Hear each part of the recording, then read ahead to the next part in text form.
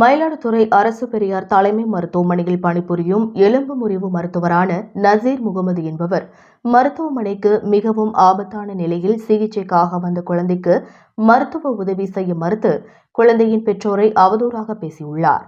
இங்கெல்லாம் பார்க்க முடியாது, தூக்கிட்டு போயா என்று அநாகரிகமாக பேசியதோடு இல்லாமல் மிரட்டி அடிக்கவும் வந்துள்ளார்.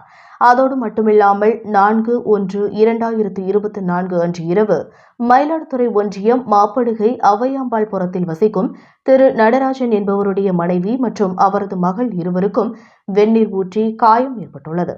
இதனையடுத்து சிகிச்சைக்காக மருத்துவமனைக்கு வந்துள்ளனர். அவர்களை தரக்குறைவாக பேசி நடராஜன் என்பவரை மேற்கண்ட மருத்துவர் முதுகில் தாக்கியுள்ளார்.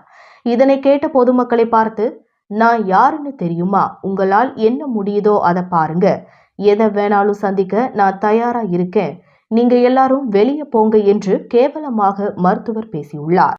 குழந்தை உடம்பு சரியில்லாம இருக்கிறத போய் டிசைட் பண்ணிருக்கேன்னா என்ன அர்த்தம்? வெளில போன எப்படி சொல்றீங்க சார்? நீ வான்னு போக சொல்லாங்க சார். மரியாதை பேசுங்க சார். ஃபர்ஸ்ட் நீ வா போன எப்படி சொல்றீங்க? அவரை அடிக்கிறதுக்கு ரவுடிசம் பண்றீங்களா? டாக்டர் என்ன நீங்க? டாக்டர் என்ன நீங்க? அரசு மருத்துவமனைக்கு வருகின்றவர்கள் பெரும்பாலான மக்கள் ஏழை எளியவர்கள்.